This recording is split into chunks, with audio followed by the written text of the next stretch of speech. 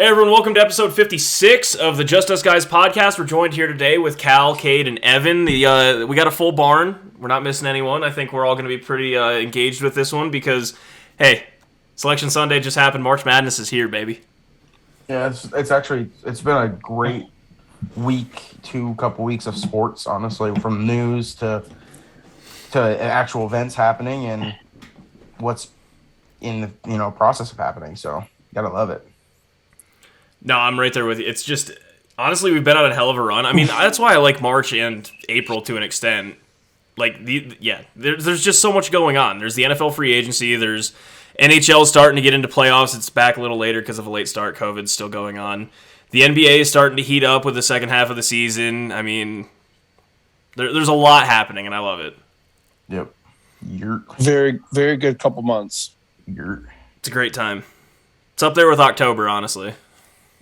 Yeah, October's another good one. October's a really good month, usually. How was everyone's weekend, though? I mean, yeah.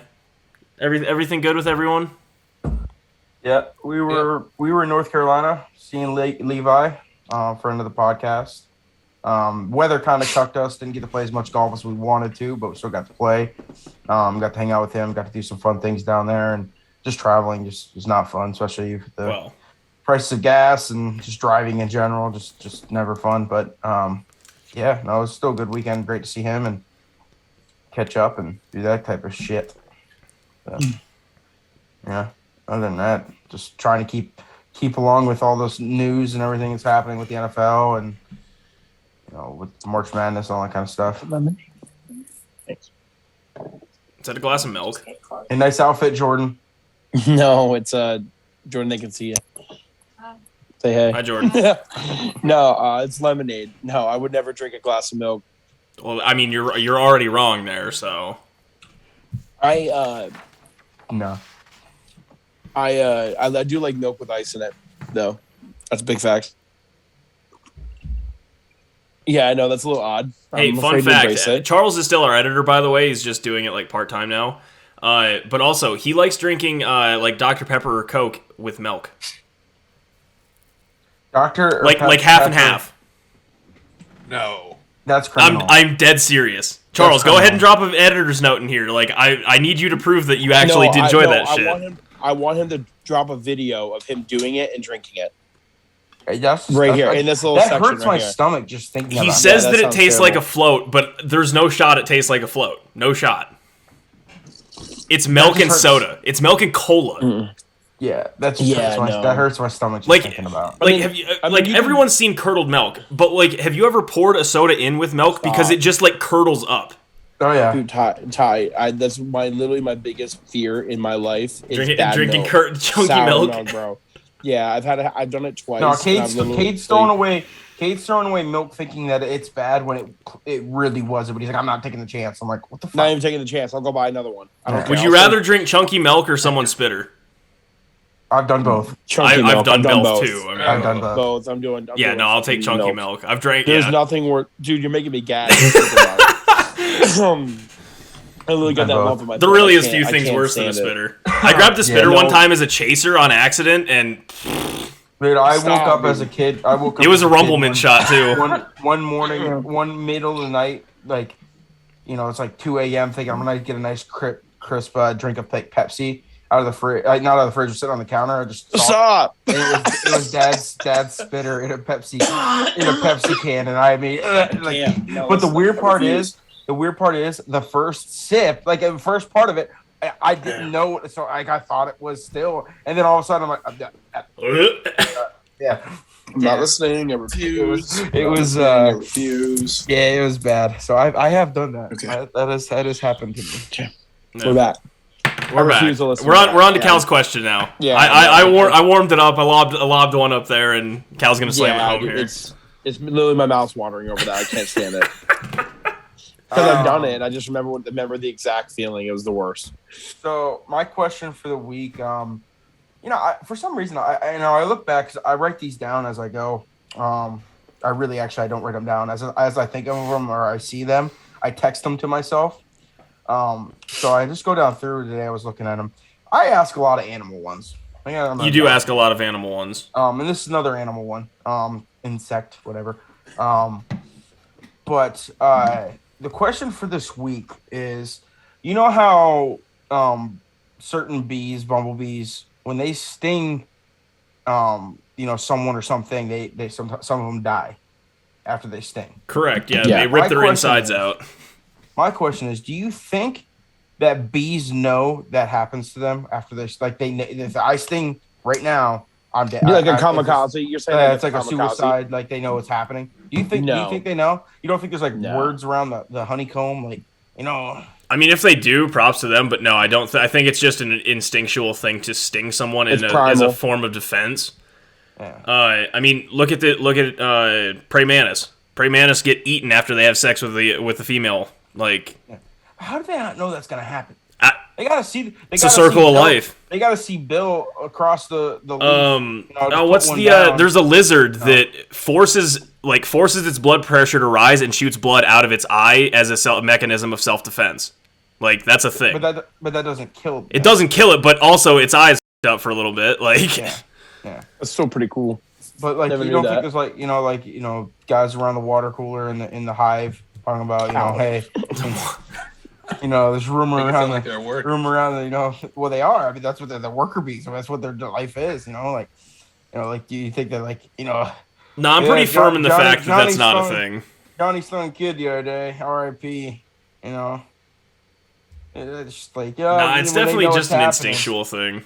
When they know what's happening, all right. Wait, Cal, perfect example. Lemmings. Lemmings jump off of cliff faces and kill themselves every year.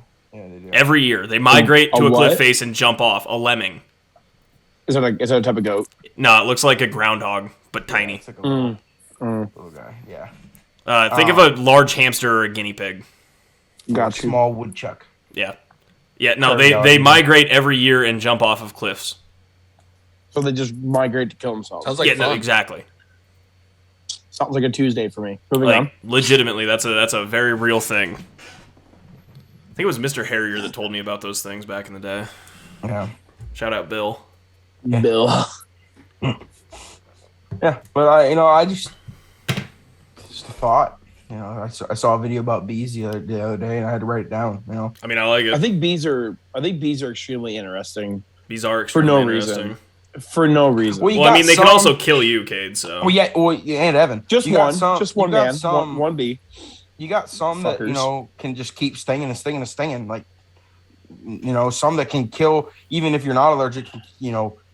Kill people, and you got other ones that literally 111 times. Literally, when you're 5 years old. Sweat bee that they sting on you around. Like, they're such a weird insect. They are, but we need them to survive. So. One time we had a grounds bee nest in our backyard that we literally had to burn for literally like 3 or 4 days. It was over in the weeds, wasn't it? Yeah. It was like the left field. The left field. Oh yeah, okay, yeah. Yeah. That stump. Yes, it was. It was the stump. Yeah. It was the stump. My dad literally had to probably buy like $30 of gasoline to burn those cocksuckers out. That's how many kerosene. Just dump it in there, dude. It was insane. It was ridiculous. They were flying everywhere. It was nuts. Yep. You could just see them. It's wild. Yeah. It was like the cartoon kind of thing. Yeah. You see like the swarm of bees. Wow. Solid. All right, we get to hop on to the Mile High question. Oh God. All right. As always, shout out to the boys at Mile High Radio. The afternoon drive with Eric and Mason. And the question this week is, I think, a pretty important one since the Broncos just got Russell Wilson. They've been re-signing some big people. They just got Randy Gregory today. It's really going to help build a complete team, but how big of a deal is it, or how big of a deal does Denver have to make to get Melvin Gordon back? And I personally think that Melvin's going to take a team-friendly deal, maybe 2-3 years, and I don't think he can demand top-end money, but I think he'll get paid enough. Because you gotta look at it from his perspective. Like, you have a potential number one back right behind you at this point in Javonte Williams, who has shown that he can be a workhorse back. And again, like Wisconsin, Russ and Melvin both went there. They seem to be pretty close. I think that it's a no-brainer. I think Melvin Gordon's going to come back. Now, depending on how team-friendly, that's ultimately up to him and the Broncos. But I think it'll work out for both parties. There's no reason not to bring him back and have a two-headed monster in the backfield. Yeah, I think he has to, because do they really need him? Is the question. They don't. He's not a necessity because they have Javonte Williams. Correct. But looking through my eyes with him, I would say I would want to take a team friendly deal because you are on a Super Bowl caliber. You're on a pretty good team right now. Right now, and if you do test the market and test the waters, you might not have that opportunity. So in my opinion, I think that he needs to. It's not a mere fact as if he should or what the Broncos should. I think he as a player should take a team friendly deal. Well, and that's what I'm saying with a 2 or 3 year deal. Like, make it 2. I mean, he'll still be under. He'll be getting close to 30 with a 2-year deal. Maybe not. Maybe do a 1-year deal. I mean, personally, Sorry, go ahead, Ev. I just have something quick. I mean, it seems like the Broncos kind of have all the leverage in this deal. I mean, like you said, they have Javonte Williams in the backfield, and it's not like Melvin Gordon. He's good, but like he doesn't demand that top end money like Ty said. So, I think the only way that they do sign him is if it's team friendly for sure. I mean, I don't think he's gonna like go anywhere else and make more money. So, like, in reality, he probably has the best chance of making money where he's at, compared to anywhere else. And also, like, he already, schematically fits. They're running back by committee. No matter where he goes, he's gonna be running back by committee. So that's pretty much just the NFL. And honestly, like at this day and age, running backs are easily replaced. I mean, like, let's just be honest. You can get a running back who can get you 1,000 yards rushing in almost like 3 rounds of the draft, like every year. So I don't necessarily think that trying to seek more money will end well. I think we can look back at the past couple years and use examples of like when people try to extend more money as running backs, it doesn't always end up well.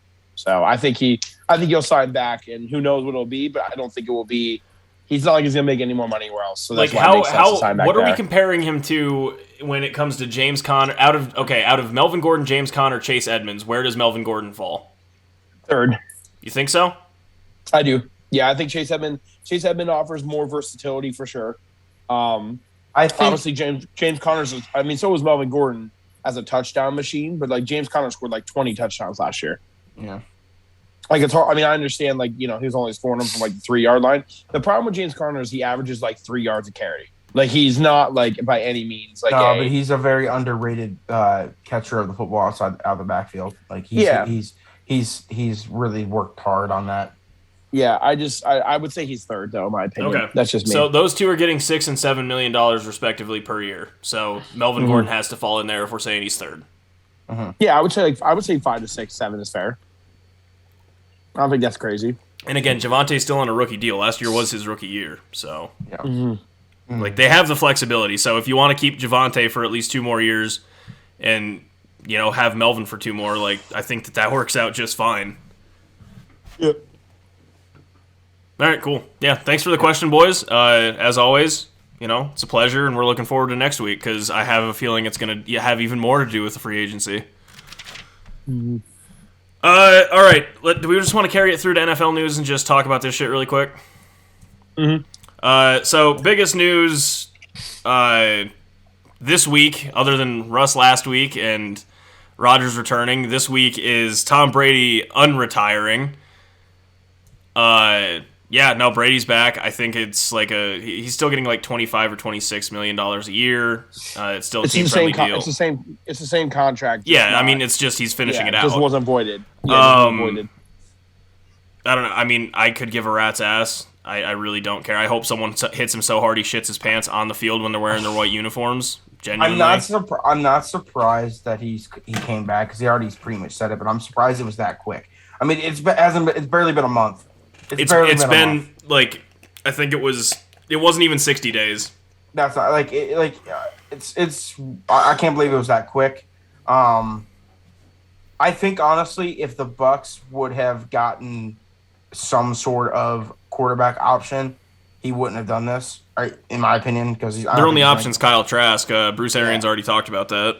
Yeah, so but I'm not surprised that he came back. I thought it was going to be more like towards like August, like when training camp's about to start, more than right now. He literally had like 4.5 Sundays with his family and said, "I can't do it." Yeah, nuts. Yeah. But yeah, I'm not surprised. He's the only with the words coming out right now, with majority of the teams in the NFL are trying to get Deshaun Watson. But right now he's like the only concrete, other than Matt Ryan, concrete quarterback, and even the Falcons have talked about trying to get Deshaun. So like in that NFC South, he's like the only concrete quarterback. No, he is. I was gonna say all 3 teams are already in talks with him. I think in other news, yes, Deshaun Watson is a quote unquote innocent man. Now we have to see about the other 22 civil suits, but it doesn't matter. He was found innocent. So, yeah, he's going to be shopped. Realistically, he's definitely getting suspended. My guess would be like 6 games because that's what other people got. But, yeah, I mean, he's going to play, so you trade for him now, period. I think the Browns met with him, as we've mentioned, the entire NFC South other than the Buccaneers. I mean, look, if you're not at least taking a meeting with Deshaun Watson, you're not doing your job as an organization right now.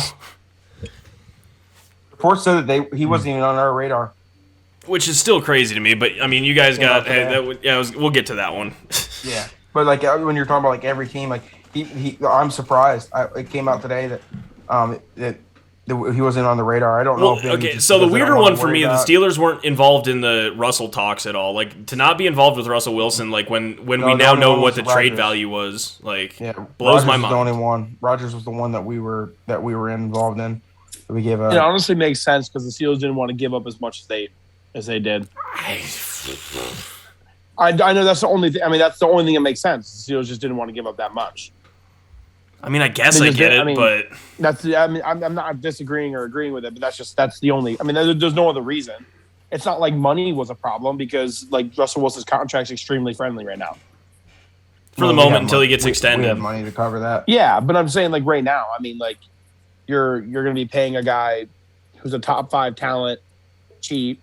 The Deshaun Watson thing, I'm a little surprised about, but I truly do believe that like. The Steelers like have like a culture, and I think the only reason why like Big Ben survived all those he did wreck a motorcycle and was accused of raping 2 girls. I think the only reason why he survived all those things because he was already a part of the culture. He already had a Super Bowl, dude. That's true too, but I don't think the Steelers are going to bring anybody in that will jeopardize that. I think they kind of like relieve themselves of the whole AB Le'Veon. Like even though Le'Veon wasn't drama, he just didn't play. He just sat out, which players have done that before. That's not a big deal. But I think the whole AB thing and just they weren't gonna like insert themselves back into like a culture that could could be toxic to the locker room. They probably got a guy, which we'll talk about, that fit that. You know what I mean? I just don't think Deshaun did, so that's probably why they didn't pursue him. Which talent-wise, I mean, there's no reason why you shouldn't. But that's my ultimate point. Is I mean, look, the NFL's a business. You need to put asses in seats.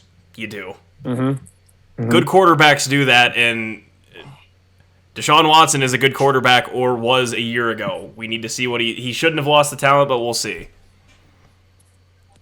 Yeah, no, I feel like he definitely. I don't think he's going to skip a beat. I mean, he's too much of an athlete, too much of a winner. We saw it. We saw it going from college to the NFL. Like it was an immediate. He didn't have a year of learning. It was an immediate impact from the day one he stepped foot in that locker room, because of the type of person and the competitor that he is. I mean, he did it at Clemson. He's took a Houston team to the playoffs like 3 out of the 4 years. Should have beat the Chiefs. Yeah, Evan, one of the worst beats of all time. One of the worst beats of all time, Evan had. Yeah, I think he's going to be he's going to come right in when he plays, maybe a first game wall or something like that, but he's going to be a top 5 quarterback right to start off. I just don't see how he won't be. No, he will be. I don't care what team he plays for. I don't care what team he plays for because he's been working. He's a top 5 quarterback. Top 5 quarterback on that team that he was like on Houston's team before that. Like, and literally, I said to Cade, he tweeted the other day right after the report came out about him being innocent or whatever. He tweeted for the first time in over like a year and a half, and just like, hey, if you keep God in your mind, truth will come out. That type of one of those tweets, yeah. Yeah, but he didn't tweet. Like, he has been literally just in the lab, like just keeping his head. Listen to his lawyers, keeping his head out of it, not saying anything. He's worked. He's just what else is he going to be doing? Yeah, no, he's probably worked on his game as much as one physically possibly could. Yeah, we'll see. What else he got to do? We'll see. What do you mean we'll see? What else? What do you mean? He's either going to be taking snaps in the prison yard or the gridiron. So no, I'm not even referring to that. I'm saying we'll see. I mean, look, you can practice all day, every day. Game speed is still different. Yeah, that's what I'm saying. At. Yeah, but what I'm saying is though, was like, say if he had like throwing mechanics, he worked on like those kind of things. Correct. Yes. He was already a top 5 talent. Like, I'm saying, I don't think he's gonna like slip. Is what I'm saying. I feel like if anything, I'm on the opposite where it's potentially a thing. I don't think he is either, but it is it's a path. I mean, we could say that about every person every offseason at that point. So most players don't miss an entire year. I mean, like, we could have said the same thing about Joe Burrow after the injury. We could say the same thing about Russ. We could say the same thing about almost everybody. Jimmy Garoppolo getting surgery. Like, I mean, that's all subjective. I'm just saying that, like, if he probably spent the entire time trying to get better, knowing that he was going to come back. Because I feel like tweet at him from the account and ask, see if he gives us an answer. We can break news. Yeah, please, please. You didn't post any workout videos. Did you actually put in work? No, actual though. Hey, speaking of the 2017 draft, let's talk about some of the free agents that were signed. This guy was drafted ahead of both Patrick Mahomes and Deshaun Watson. It is now the starting quarter. Well, no, not starting. He's going to have a competition with Mason Rudolph, but rightfully so. Dear God, he should win. Mitchell Kissin Titties Trubisky is now the Steelers' starting quarterback. I'm just going to call him the starting quarterback. He should beat that clown. We literally just signed Dwayne Haskins again today. I've got a feeling that we're going to get rid of Mitchell. Mason's gone. Yeah, I got a feeling he's gone. Because we got Dwayne Haskins signed again. Because you're not going to pay a dude today just to sit on the practice squad that is a Dewey Haskins caliber quarterback. Yeah. No. I am hopeful. I'm not going to go out on a limb and do anything crazy, but I am just glad. I said it a couple weeks ago on here. I said I just want to get. I don't care what it is. Just let us know what we're doing. Whether we're drafting someone, we're getting someone, or we're trading someone. I just want to know. And this is what it is, and I'm ready for it. It's a great deal. It's 2 years, $14 million. I mean, you're literally giving him $7 a year. It's not the end of the world if he doesn't work out. Then, if you guys draft someone this year, you can develop them for the next 2 years. If you draft someone next year because you're realizing it's not working out, then you're still fine. So, the biggest thing for as a Steelers in a whole, we needed a few. We obviously needed a bunch of holes to be filled. You got a lineman today, didn't you? We got. I was about to say we needed a QB, an offensive tackle, a center, a guard, a wide receiver. So we're going to fill in Juju's hole.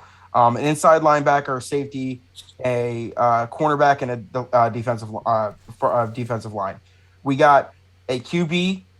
We signed back Okafor on our offensive tackle. Huge. We got Cole at center. We just signed him to a 3-year deal. We got Daniels as a guard. Signed him for a 2-year deal. And then we signed Witherspoon, cornerback, and we got a I can't remember his first names, but Adams out of Montravius Adams. Miles Killebrew signed back, and Levi Wallace is from the Bills. But we are doing way more than I can remember at free agency as a Pittsburgh Steelers fan. we never do stuff like this, and we're actually. By the way, all three of those linemen got 3-year contracts: $29.5 million, $26.5 million, and then Mason Cole isn't on here yet. He's just been signed for 3 years. Yep. So, and the biggest thing is it's the Colbert era. So, he's already making moves, and I'm happy about it. The who era? Colbert. He's retiring literally a month he's from now. gone after the draft. I'm glad that he actually started to make some moves, though. I mean, that's what I'm saying. It's end of the Colbert era. Like he's making moves before he's on his way out. Start of. End of. He's making moves on his way out to make sure that we're set for hopefully Louis Riddick comes in. They're in a very weird spot when it comes to that though, because they're trying to hire a GM while GM is making moves. Yeah. It's very going to be odd, but I mean that's very odd. But if they're good moves, because you would think Louis Riddick would want to go get his guy at quarterback, not that's how every GM thinks. But you never know. Exactly. They might have their one or two final picks on. They say like Louis Riddick is one of the final picks, and in an interview, we're like, hey, we're in the process of doing this. Who do you want? And they might have gave him a short list of like, hey, list like 3 guys that you want at your quarterback position, and if they all like had Mitch Trubisky on the list, maybe that's one of the reasons why they went and got him, type of thing, And it is what it is. But no, I mean, I don't know how you. I know Evan. I don't know how you feel about it. I know we've been having a little bit of fun within the group chat of memes and stuff like that. But Mitchburg, baby. Yeah, Mitchburg, baby. Trubisky.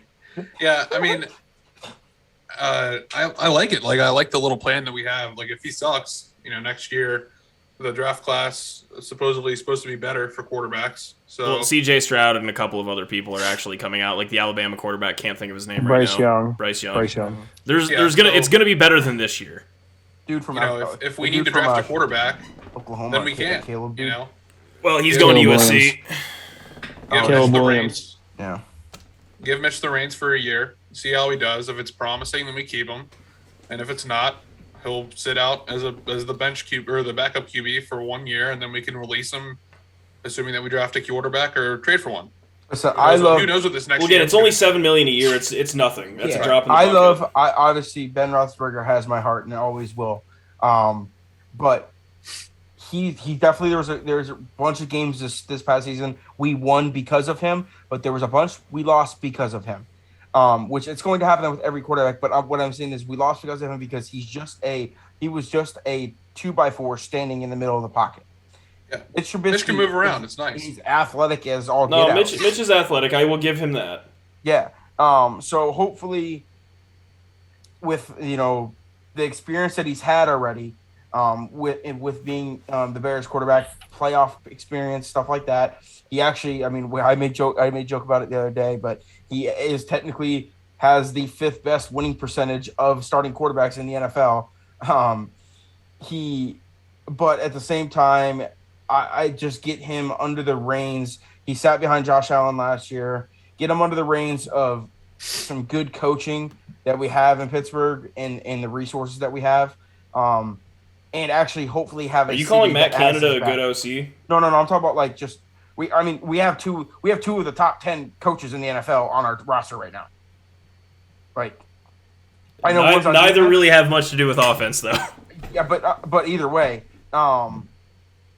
but the thing is that if we have he actually has a city behind him that is rooting for him too at the same time, because dude, I don't care what anyone says, Chicago's rooting against him practically there. I'm gonna be dead honest with you. It's gonna go. I don't think we understand like how much the flip flop of this with Pittsburgh is gonna be. Oh, it's gonna be It's gonna be horrible just as much as it's gonna be good at the same time. Green Bay went through it with Aaron Rodgers. I was gonna say most people hated him. They literally said at the beginning if something doesn't happen, the Packers aren't going to win any games with Aaron Rodgers at the helm. And dude goes 8-8, and everyone immediately started saying bring Favre back. Goes like 12-4 the next year. Exactly. I can wholeheartedly say that I'm literally waiting for the first game where he throws like 2 picks and a touchdown, and they lose to like the Bengals. Because the Steelers fans aren't used to losing to the Bengals, even though they're probably going to lose to the Bengals a lot over the next 10 years. Yeah, compared to what they did the last 10 years.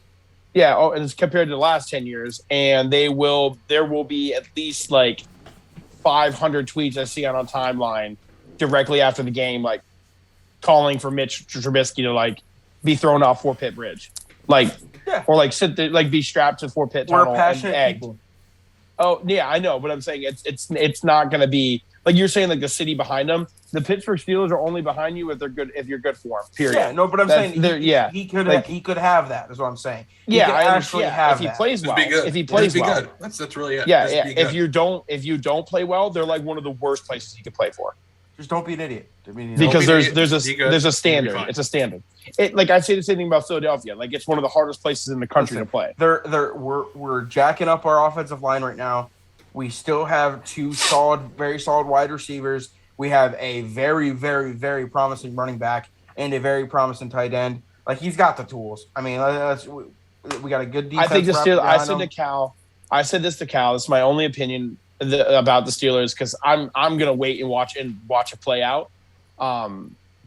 They signed up for a 10-7 season, most likely a playoff game. Most likely a playoff game. They won't beat the teams that are better than them, but they won't lose to the teams that are worse than them. That's what they signed up for, right? But now. the Steelers, like the Packers, always play down to their competition. I truly believe though, and I'm not saying it's because of Big Ben, but Big Ben always played down. He did. Always. He always. I honestly think that's more Tomlin. That's more coaching than I think a quarterback. But dude, yeah, I mean, I agree with that. But like over the course of like the same amount of time, like I mean, we've seen Big Ben throw some really dumb interceptions on a 2-minute drive to win the game when they were to a team they should be beating, and we've also seen him do it against teams that they shouldn't be beating. So it's like it's. But I'm like that's my opinion on Mitchell Trubisky. He's going to win you games that you should. He's probably never going to win the game that you're like, man, I cannot believe we went to Baltimore and snuck that one out. Like he's not going to win those games. He's not going to win the game when like Deontay Johnson's out and maybe Najee Harris is like limited. Like Big Ben did. Big Ben won those games even with all those variables. Mitchell Trubisky, with what we know right now, like who he is that we know and we've seen right now, is a quarterback in the perfect situation, can get a 12-4 Bears team to the playoffs. That kind of thing. Like that's just who he is. Like I don't think we can expect anything more from him right now. That's how I look at it. MVP. Oh, I can't wait for all gives the. us a chance I'm gonna mute his win the name. Super Bowl. I'm muting his name on Twitter.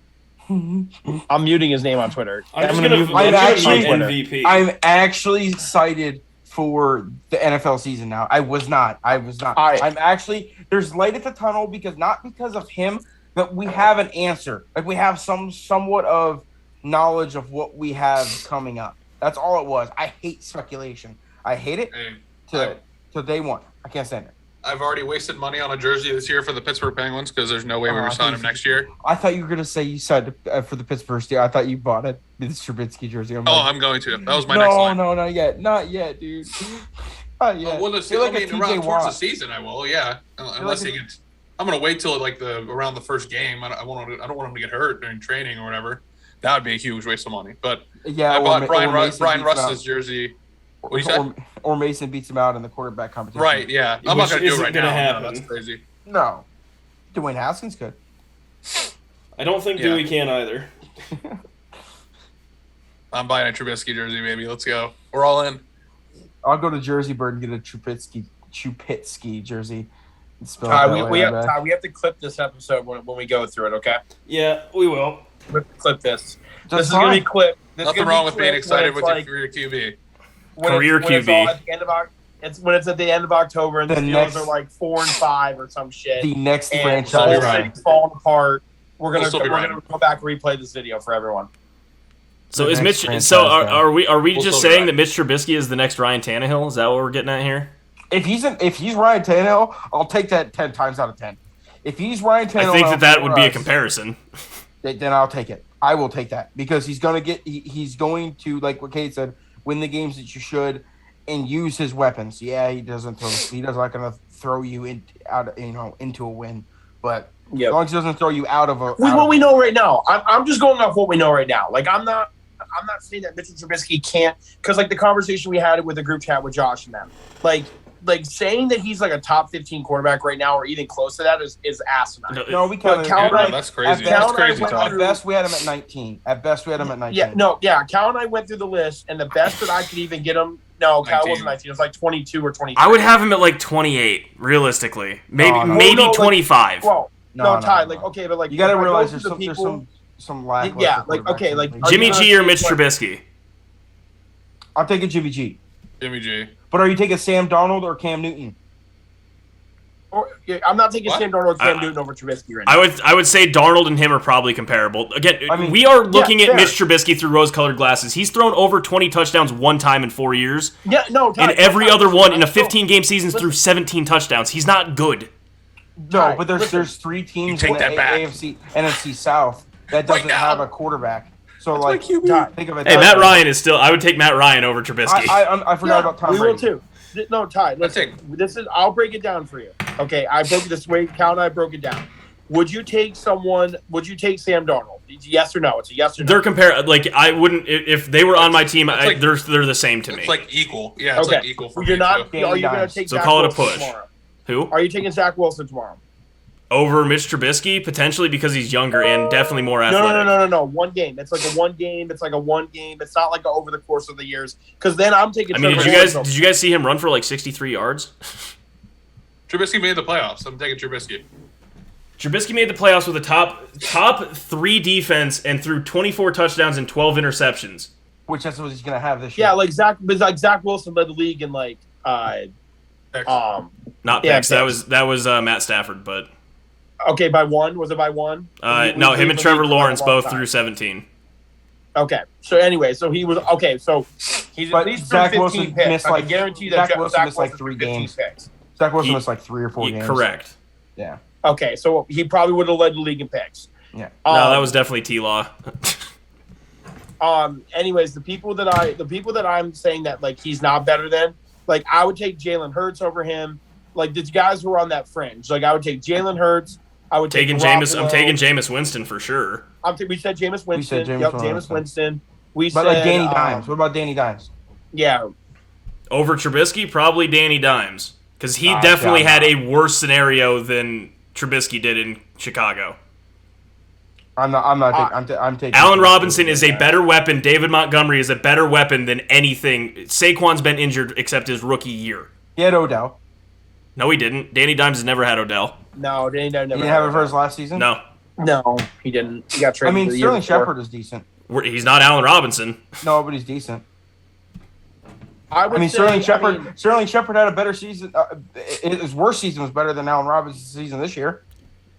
Because AR doesn't have anyone throwing to him.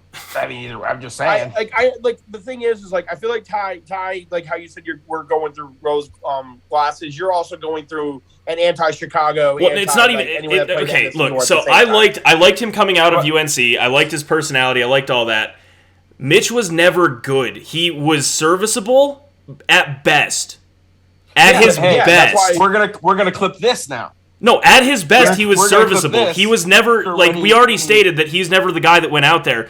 Did he have good games? Yeah, so does Jimmy G, but then there's games where he throws the ball 9 times and they win. That's why he's like the 25th ranked quarterback, though. That's why. No, I'm saying like 25 would be a fair number for Mitch for me. I said, when I made the initial thought, I ruled out like Trevor Lawrence and Zach Wilson. Yeah, I'll take Tua. I hate Tua. You guys know how much I hate Tua. I will take Tua over Mitch. I don't see that. I do. Tua's not taking that Bears team to a 12-4 record. Neither did Mitch, dude. Well, he did. With a top 3 defense in the entire league. I'm saying if Tua was in his position, he's not taking them 12-4. Tua got him to 10 wins this year. The Dolphins. No, they went 500. It was rattling off 8 straight. That's what it was. Yeah. No, I'm taking Tua. You guys know how much I hate Tua. I'm taking Tua over Mitch. I think that Tua can go 24-12 in that Bears offense in 2018. Right. Yeah, sure. But after everything you're already saying, though, he's still better than like at least 5 to 7. No, I'm on board with that. Okay, that's what we're saying though. We're saying that he's anywhere like right now where he sits today. Yes, you can make. There's no way that we can definitively prove that Danny Dimes is better than Mitch Trubisky. Like, No. you can say that you think he is, but, like, there's no definitive way. Like, how we can say No, there's Ryan not. Tannehill is definitively better than Mitch Trubisky, right? So that's why I'm saying he falls anywhere from that, like, 23 to, like, 26 is, like, where I said. Because there's definitely, like sure, Trevor Lawrence, in the next 3 years, I'm choosing Trevor Lawrence over Mitch Trubisky. But if I'm playing one game, I'm probably not choosing Trevor Lawrence because he threw the most interceptions in the league last year. Right now. So, like, that's why I'm saying that. Like, if you're looking at if I'm looking at it as one game, I mean, I'll take an athletic dude that can make plays, but I'm not gonna. I'm talking long term. But again, I think we're all in agreement. Like, a 2-year contract is great for Mitch. Right, but what I'm saying is that I would take probably 5 or 6 quarterbacks before Matt Ryan long term.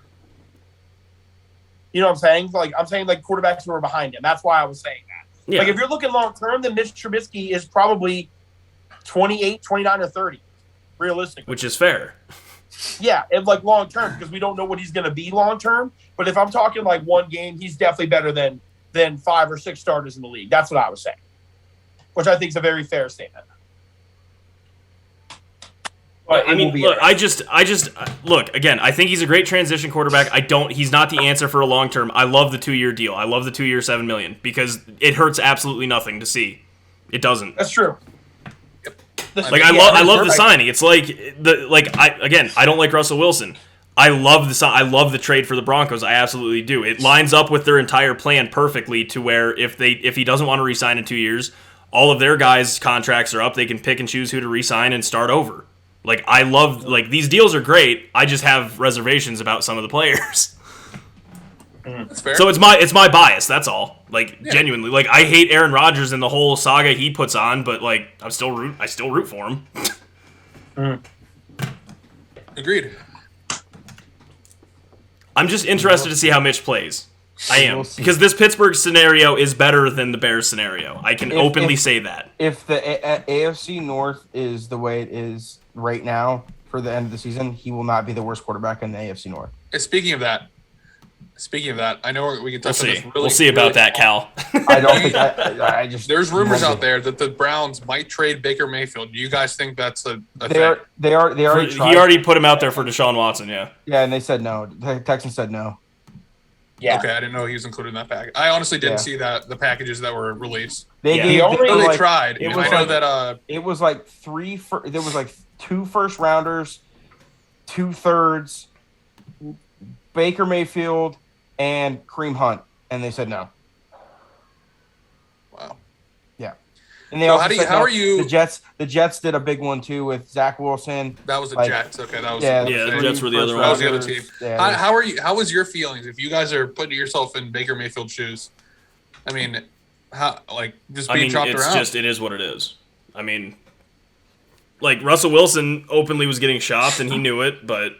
Well, he wanted to be shopped, I'm pretty sure, right? No, he only listed 3 trade teams, and if they were shopping him to other teams, he was going to say no. So. I mean, that's no, where, Russ. That's the whole cliche of it's a business still. Yeah, I mean, people were calling about Kyler, even though I guarantee you the Cardinals had no intentions of trading him. No. Yeah. It's like right now. So, a perfect example. Devontae Adams got franchise tagged last week. He came out yesterday and said that he will not play on the franchise tag. Again, they have 4 months to figure it out. But if that's his sentiment, and realistically the Packers can't sign him via cap reasons, then start listening to trades for Devontae Adams. I don't give a shit at this point. Like, unfortunately, the future is still a thing that, like, we literally can't be over the cap. So, Devontae, I know you want $30 million a year, but we don't. If we can't afford you, you're gone. Like, it's that simple. Well, the same. I mean, Carson Wentz he's been actively shopped twice. No, just openly. You know, yeah. Like, so, like, I mean, it is, 10 picks associated with trading him twice. 10 picks. Yeah. That's not even counting the picks to move up to him. What do you guys think that's about not. Yeah, that's not. You know, I'm happy with what we ended up doing and stuff. Just like I said, finding out what we were doing. But I really wanted Wentz. I think Wentz would have been great. Again, he gets way too much hate. He just does. Mm-hmm. Why? What do you guys think about that trade? And we haven't talked about it on the pod, I don't think. Have we? No, we haven't. Well, I think it happened after, didn't it? It happened Wednesday last week. Yeah. I mean, the Colts are up shit's creek. They have the most cap space available right now of all franchises, and they don't have a quarterback. They weren't in the Russell Wilson talk. They didn't pursue Mitch. They're like, I'm assuming they're banking on getting. No, there's no shot you traded in division. That's what I'm saying. No, they already said no. The Texans said no. Yeah, he's going to the NFC basically. Like all you can really rely on is Jimmy G right now, and again, how is that an upgrade over Carson Wentz? You got Jimmy G. You could get like Cam Newton. I don't know why they traded him away. Jameis Winston, but genuinely, I want an honest to God answer here. Is Carson Wentz in that offense worse than we're talking Jimmy Garoppolo, Jameis Winston, Cam Newton, whoever you want to stick in there? Jimmy G was in the best potential offense with some of the most versatile weapons in the entire league and threw 20 touchdowns and 12 interceptions. Listen, Carson Wentz played an absolute horrible game of the last. No, the Jacksonville game was the nail in his coffin. Horrible. That I won't hear anything else. But the dude went 27 and he had a 27 and 10 year. Like, what's wrong with that? 27 and 7. Yeah. 7. I don't know. Rounded, like I was just rounding, but like 27 and 7. You had granted. He has no wide receivers. Like zero. No, Michael Pittman was his best weapon because T.Y. Hilton was injured basically all year. Carson Wentz has never played with a top 30 receiver in the game. Hey, he's got Scary Terry now. That's true, but he's never now he has, but he's never played a snap with a top 30 wide receiver in the game. No. Period. No. Yeah, no, he had T.Y. Hilton, I think, last year for 2 total games. The only T.Y. Hilton has been not even close to being as good. Well, he's been injured the last 2 years. He's old. He's a speedster who's old. He's done. The only positive passing weapon he's ever had was Zach Ertz. Right, and that's limited. You're a tight end. You're still limited to not being able to stretch the field like a lot of. I mean, Travis Kelce doesn't. Travis Kelce and Kittle are two different. They're different breeds. Right, but Travis Kelce is I promise you, Travis Kelce is not the receiver he is without Tyreek Hill. The tight end he is probably without not. Tyreek Hill. No. And George Kittle's probably also not the same without having Brandon Ayuk and Deebo Samuel. Like, I mean, they open things up deep.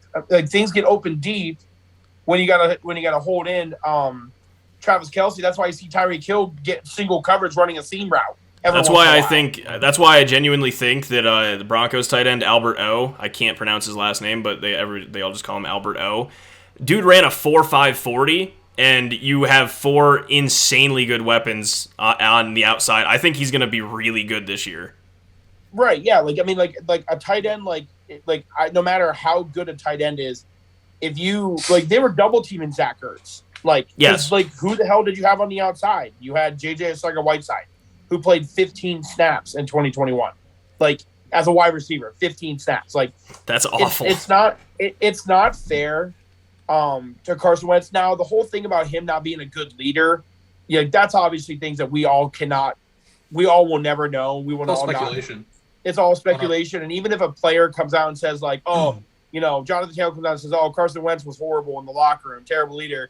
And then freaking Leonard comes out and says, no, he was a great leader. We loved him. It's all going to be speculation forever. We can never – it's just like Greg Jennings calling Aaron Rodgers a terrible teammate, but then someone like Vontae Scantley, who's been there for almost 10 years, is like, dude, this dude's amazing. Why would you ever say that? Adams. No, it was Adams. Everyone else came out, though, too. Ben Kirk came out and said, this clown's back, good to know.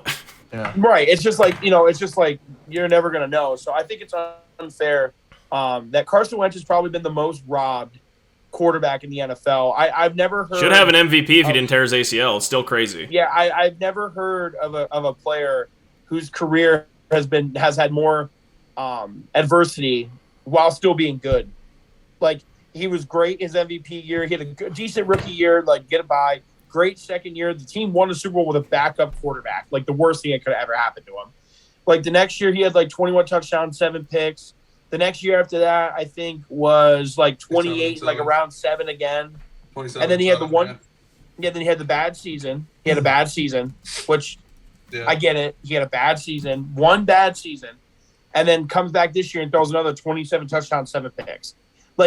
I don't understand why they traded him. Because anybody without know? A top 30 wide receiver, because they said he's in his career that could win consistently on the outside, and he does that in the locker room. They didn't get what they expected. Fuck him up, Cole. flying. Didn't you just say that Darius Leonard, one of like their captains, I would presume, on defense, said he was a great leader and was behind. Yeah, no. I'm just saying no. Darius Leonard came out and said, "Yeah, he's cool." I'm saying like if we hear about what happened, I was just saying like we're gonna hear one player say the management he was a terrible team, and we're gonna hear another one say he was a great teammate. Like upper it's never gonna be management like was not we're never happy. gonna know what's gonna happen. Upper management was not happy of him not being a good leader. They're saying like the backup quarterback was a better leader than he was and stuff like that. But I honestly think literally he wouldn't be in the situation he is in with his career if the Eagles, the year that they won a Super Bowl, would have lost their first playoff game. They would have lost their first playoff 100%. game. He'd still be the quarterback for the Eagles, and we wouldn't even be talking about this. Dude. So listen to this. Carson Wentz has played 85 career games. In those, he is 44, 40, and 1. Here's the thing, though, stat-wise. He has over 20,000 yards in 85 games, 140 touchdowns, and 57 interceptions. So he's flirting with 3-1. 3-1, yeah. Really good. And that's with 15 interceptions in 2 seasons. One being his rookie year, and then one rookie through 14, and then the bad year he threw 15. All the other 4 years in his 6-year career, he throws 7 on the dot. Yeah, like that's crazy. like you're Great literally number. what you're basically getting is a guy that's going to get you almost 30. And again, this is without a top 30 wide receiver. No, we're talking touchdowns per season. 16, Alshon 33, best. 21, 27, 16, 27.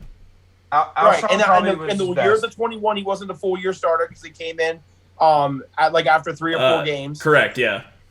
And then the last season with Philly, he got benched with like 4 or 5 games left. Yeah, played 12. Right. So I mean, you're still talking about the 21 on what 13 games probably. 21 touchdowns on 11 games. On 11 games. So you're still talking about a guy if he played 16. 33 and 13 games. Right. Like and the thing is that was the only season. That year he was playing out of his gourd. Like some of the throws. That was the only year his MVP that like you could say the Eagles had a top 30 wide receiver, and that was Alshon Jeffrey. Alshon Jeffrey was good when he played that. Yeah, he was really good. Yeah, he was good. That's the year they won the Super Bowl. He was good. They had also has over 1,000 career rushing yards. Yeah, I think it's one of the worst trades I've seen in a while. Getting rid of Carson Wentz after 1 year, after the stats that he puts up, like again 27-7, and you had play the Eagles. Now I'm gonna play the Eagles twice. Listen, if you gave Carson Wentz a security blanket that every top quarterback in the NFL has right now, he would put up the same damn numbers every single year, and I don't care what anyone says. He would put up Josh Allen's 35, 34, and like, sure, Josh Allen had like 13 picks this year. Like, he would put that up. He would put up 30-plus touchdowns, probably have like 10 picks a year, and have probably 4,000-plus a year. Dude, how the did the Colts move on from him? Dude, he had 4,000. He had 4,000 yards in 2019. No, in 2019. Oh yeah, 2019, 4K and 27 and 7. I would love for you to look up the receivers that he threw to in 2019. Give me a second. Not one person was over 1,000 yards. In That's 2019, it was us 4. Yeah, in 2019, what were the receiving numbers? Hang on 1 second. I know Zach Ertz led it. He had almost 1,000. He Jesus. probably had like 800-900. Yeah, you weren't kidding. Zach Ertz 916, Dallas Goedert 607, Miles That's two tight ends. It gets better. Miles Sanders 509, A running back. Alshon Jeffrey 490, so he didn't have a single receiver over 500 yards. Nelson Aguilar, we all know that motherfucker. Loves to catch balls. I will never forget the Philly dude. Oh yeah, with the fire department. 363 for Aguilar. Greg Ward had 254. Boston He's Scott. a fucking quarterback in college. Yep, Boston Scott 204. Arcega Whiteside 169. Deshaun Jackson 159. Mac Hollins 125, and then it gets just all over the place. How many games did Deshaun Jackson play? 3. He only played like 2 games because he got hurt. 3. And had 159 yards. Fucker was averaging 53 yards a game. Dude, well, he caught for 125 in the first game against Washington and 2 touchdowns. I remember the game vividly. I remember that I also remember the game that we watched at your place, Cade, where you guys also played Washington the first game, and it did not go as planned. Like That's the same game. Yeah, That's no. Arthega-Whiteside. Yeah. Hey, Arthega-Whiteside played all 16 games that year and had 169 yards. He averaged 10 yards a catch or 10 yards a game. By the way, Kyrie's done 60. It's Carson Wentz's fault. It's Carson Wentz's fault. He's not a good leader. It's Carson Wentz's fault. He's turned the ball over. It's Carson Wentz's fault. But then again, you look at the team and you're like, who did you put around a quarterback to make him successful? Miles Sanders. Why? Zero. Why didn't the Colts go and get like Allen Robinson or something like that and keep Carson? No, they could have done any number of things, dude. Yeah, they could have traded. They could have actually landed a draft pick. I'm not even going to talk about DK Metcalf and Justin Jefferson. I don't even want to go into that. I'm just talking about you could have just got a free agent who was at least a reliable wide receiver who could get you 1,000 yards in a season. Like 1,000 yards in a season for a wide receiver in this day and age is not nearly as impressive as it was like 15 years ago, right? And you still can't find one. I don't even know the last time the Eagles had a 1,000-yard receiver. And it has to be like Jeremy Maclin in like 2014 is like the last one I can think of. Give me 1 second. And you're going to blame. Or Deshaun Jackson. It might even be Deshaun Jackson. You're going to blame him. Hey, by the way, in his bad year, in Wentz's bad year with Philly, their leading receiver was Travis Fulgham, who Fulgham was a stud for a hot minute, but 539. Dallas Goedert was second, then Greg Ward, then Rager, Richard Rodgers, then Zach Ertz to round out the top five. All of them are over 300 yards, but barely. Yeah, Zach Ertz got hurt. The Eagles at one point probably had two top 10 tight ends on the same team, and that's when like they were 900 and 700 yards apiece.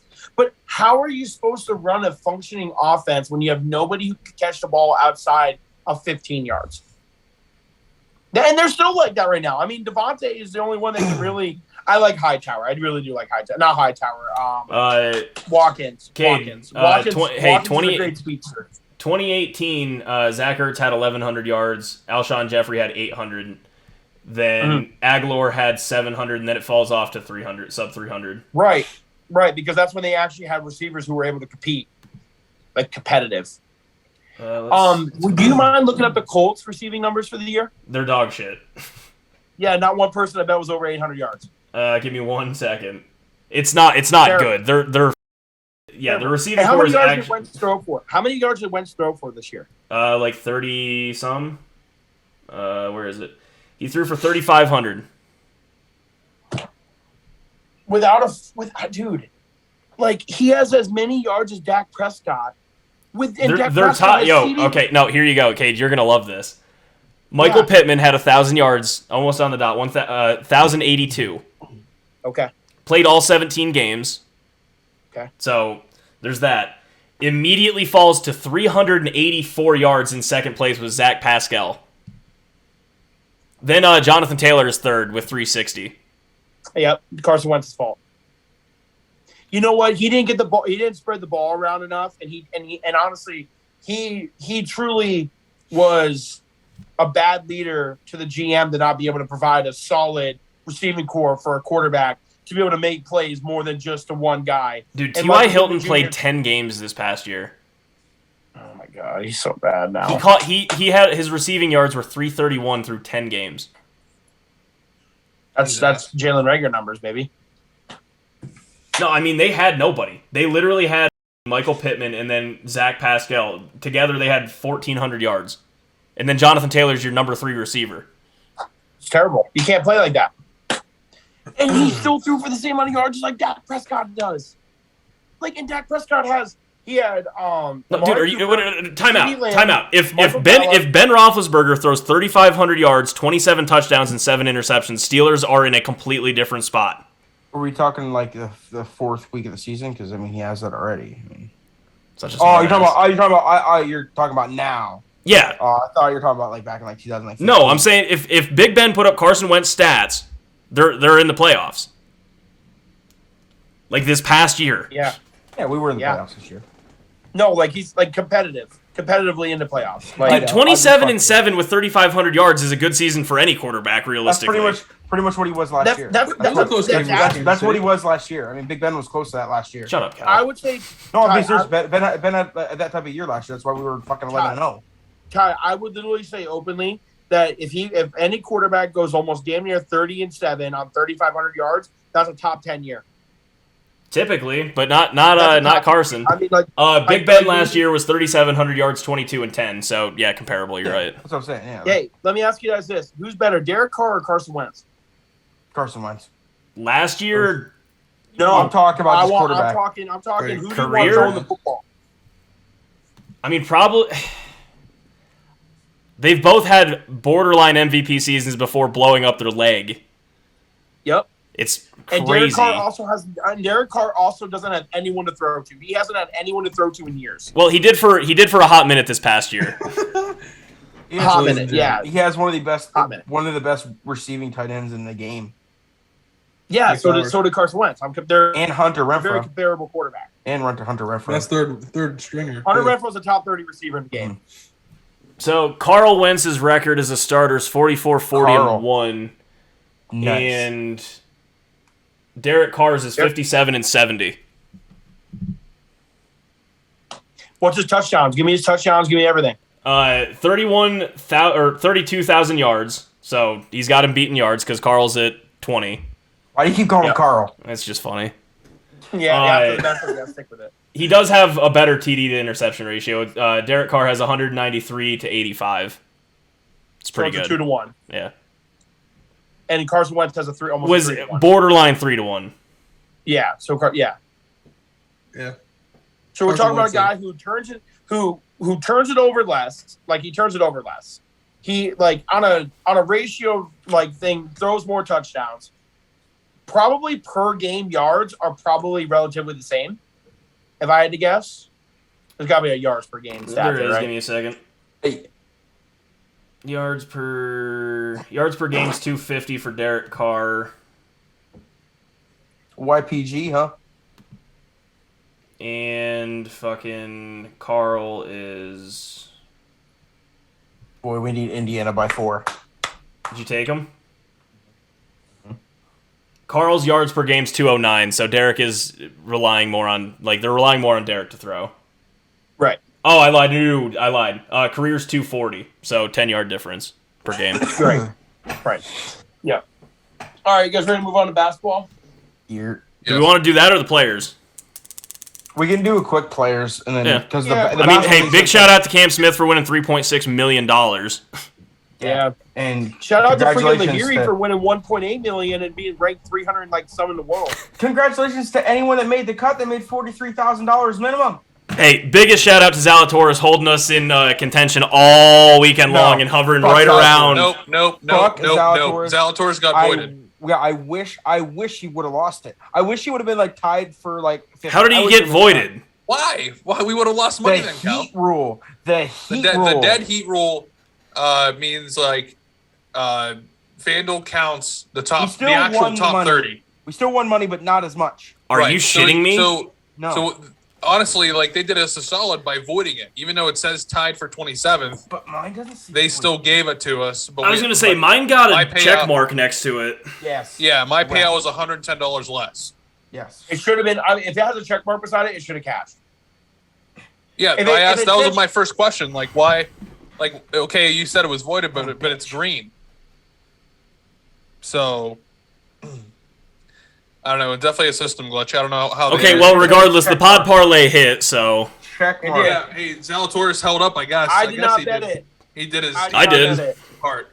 Yep, I did not bet it because I didn't have my debit card until Wednesday, and then we left for North Carolina. And I forgot to do it. Yeah, I think the final odds were around probably plus 1,100 instead of plus 1,469. Well, I can tell you exactly. No, it was plus. Yeah, it was plus 1,100.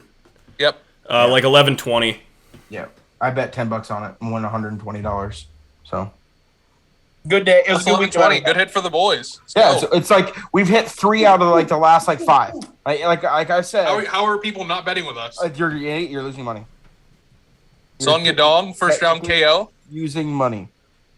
Who were the other bets? Toronto two minus basketball 1.5 ones. and Denver -4. -4. Yeah, those were quick dubs. Love those. Yeah, we just had to sweat out Zalatoris until Monday, and apparently It was didn't a fucking sweater. matter anyway. I'm telling you Yeah. right now, I watched it fucking. Like I this. didn't watch a single golf shot for Zalatoris because I was watching the Well, coverage and no, I you never see couldn't. him. Yeah, You never saw him because he was out. He was out of it. Like he was out of it. He started the round with a double on the final round. He started with a double, was 2 over, and just stayed there pretty much the entire time. It's kind of clutch yesterday. The players being on. Yeah, it was awesome. I was not working. Yeah, but Cam Smith had one of the best performances on the green that has ever in any tournament. In any tournament, the dude was making everything inside 12 feet that he looked at. I mean, the crazy part is he through 14 holes, he only had 1 par. Yeah, He had 1 par. Yeah. he made Like- 10 birdies in the final round. Yeah. It's hard to lose that way. And Keegan Bradley, who made a huge push towards the end, fell off on 18. Had tied for the lead going into number 15 or whatever. Between those two, they combined for 18 birdies. Dude, Cam On Smith, that water ball that he hit, that he punched into the water on 18, Keegan Bradley, he lost $500K on one shot. Dude, Doug That's Gim and that brutal. final group. yeah, Doug Gim Gim on is like a that- 3-footer. He missed a 3-footer on 18 after he stuffed one for birdie, and he lost $50,000 on that 3-foot putt. This Dude, is the only that- tournament I've ever actually thought about how much money everyone was Oh, winning. well, Like, it for when actually they mattered. were throwing it Yeah. down your throats the entire time. That's all they talked about. Yeah, all I talked about was the money. Yeah. I mean, the first think- three places made at least $1 million. That's you never see that. I mean, it's just crazy. The line that Cam Smith took on 17 was nuts. I mean, He did on accident. yeah, I know. He said he was aiming 10 feet left of Yeah, that. he goes, I would be lying But to you. holy cow! You think I'd be lying to you, mate, if I was hitting it right where I Yeah. was? Where it ended up though was nuts. I mean, good thing he made it, or it'd have been in a playoff for sure. Yeah, dude. Yeah. Well, what he did on 18, that second shot, I How do you was know like, what- what are you doing? He what I watched the entire press conference after, and he avoided the question about why he had driver. Well, He just answered the other question. He said that that hole doesn't meet my eye. He's like, Yeah. because they said this. They asked him the same question. They're like, you on number 13 at Augusta. It's very similar, the way that the hole is shaped up. They're like, you hit 3-wood on that hole normally. And he goes, yeah. He's like, why don't you hit 3-wood there? He goes, I'm gonna be honest with you. I just wanted to get it down there as far as I could. Okay, I That's actually do all he remember him said. saying that. But that's yeah. all he said. He's like, I just wanted to get it down there as far as I could, so I hit driver. Yeah, but on 16, he literally snapped one into the woods. Well, yeah. For the that's round gotta be the before, scariest feeling. he hit 2 out of his 4 balls this weekend on 18 into the water.